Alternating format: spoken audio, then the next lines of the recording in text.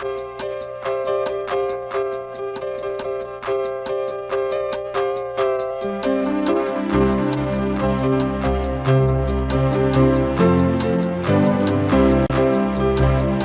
again, everyone. I'm Charles Gross.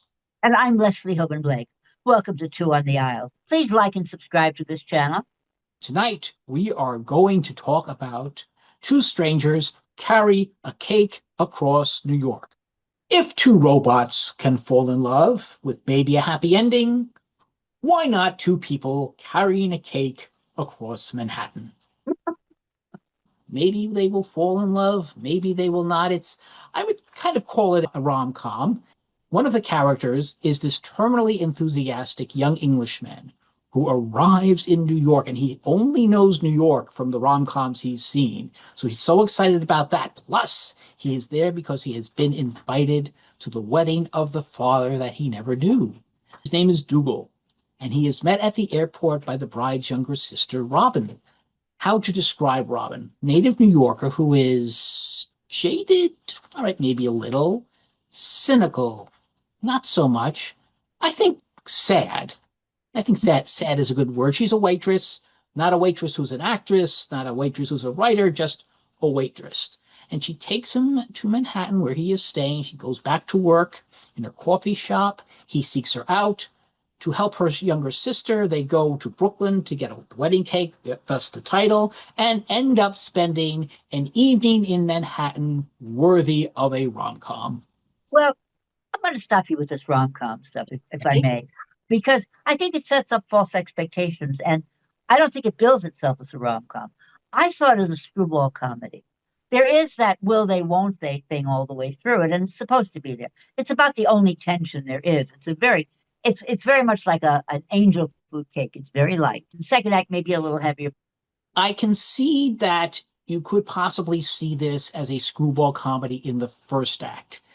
But then comes the second act, and I'm not sure what to make of it. There are certain questions that are put to us in the first act. For example, we learn that Robin, the bride's sister, has a grandmother who lives in Brooklyn, who she loves very dearly, yet she hasn't seen her in 2 years. We see that Robin is doing all these things to help her sister with the wedding, and yet she has not been invited to the wedding.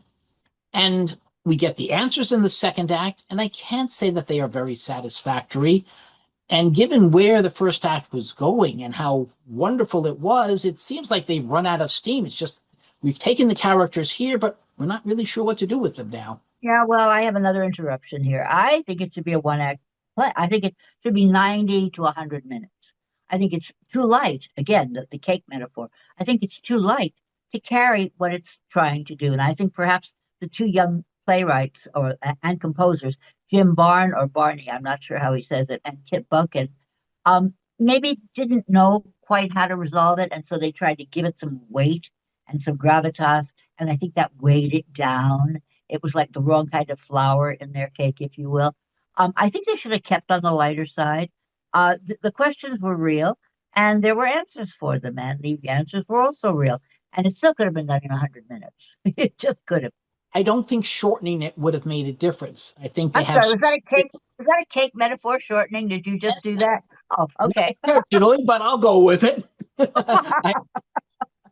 I don't think shortening it would have made a difference. Let us get to the score, which for the most part I enjoyed. Although for the first song, Dougal uses the rhyme New York with popping a cork. Now, granted, that is probably a very appropriate lyric for this character. However, I am sure that somewhere along the line, that line and that rhyme became illegal when Sondheim disavowed it, or the Sondheim's character disavowed it in Merrily We Roll Along. Except that Tim Jackson, who directed Two Strangers Carry a Cake, also directed Merrily We Roll Along and won a Tony for it, and an Olivier. So I have a feeling this is a nod and a wink, like this kind of thing, to the Sondheim. I think they put it in on purpose. I honestly do. And I just think it took a lot of balls to write another New York song. I really do. A couple of Brits on top of that. New York, it's kind of inevitable. I will say they redeemed themselves in the second act. The one thing that I really loved about the second act was the opening number. They are in a room together, but they are singing it separately, and it's this great patter song. And we just don't get enough patter songs these days. And Very, very Sondheim, that song. yes, okay, now that's the homage to Sondheim, or at Well, least it could okay. be. You're going to have one. Let's talk about the scenery by Sitter Gilmore, who also did the costumes. It's Yes, of course. suitcases. Now, okay, the first scene takes place in Kennedy Airport, so of course you have suitcases. Well, that's fine, but most of the play is away from the airport. It's in Brooklyn, it's in Manhattan. So exactly why are they keeping suitcases on the stage? They use suitcases for the Statue of Liberty, and they use suitcases for the Plaza Hotel. I thought the suitcases were brilliant. I thought it was the most interesting scenic design I saw all season. Simple, clean suitcases. You open up a trunk, and it's a refrigerator. I loved it. Thought it was clever. Creative suitcases, but they're still suitcases, and it I made no loved sense given the content of the show. The two performers, Sam Tuddy as Dougal and Christiane Pitts as Robin. Hey, do you remember her in the Fay Ray role in King Kong? I do, only because I read that that's who it was. She was standing on that giant animatronic hand, and quite honestly, I don't remember her at all from that show. It came back to me after I saw her bio in the playbill. Right, that's the only reason I remembered it. Definitely overshadowed in King Kong, but here No. she holds her own, and there's nothing to overshadow her. And well, there are all those suitcases. Oh, well, you know. And the two are very well matched. So I just wanted to really quickly say that this little play came in from London. It actually won the Olivier and did very well for itself. But it's a very small play, two characters, as you said, no scenery to speak of. It's a small ticket price, great presence on social media, tremendous presence on social media. A lot of young people coming. This little souffle of a play came in, and it's holding its own against Ragtime, very large cast, and Chess, very large cast. Typical big Broadway shows, both of them. Whether they have or they don't have scenery is another story. Those shows don't really have scenery either to speak of. I should like that phrase, I know. But it's just this show is really well marketed. And I think marketing, in this case, has a lot to do with this show still running. No scenery to speak of. It's got plenty of scenery to speak of. In conclusion, I will give this musical, despite its very flawed second act, 3.5 playbills. And though I will put them into the suitcase, I will not give any to the suitcase. Well, I will give it 3. I didn't want it to have a second act, as you know, but I will give it 4 for the suitcases. I think this is a good new female designer to look at, and I want to see more of what Miss Gilmore has to offer us after her famous suitcases.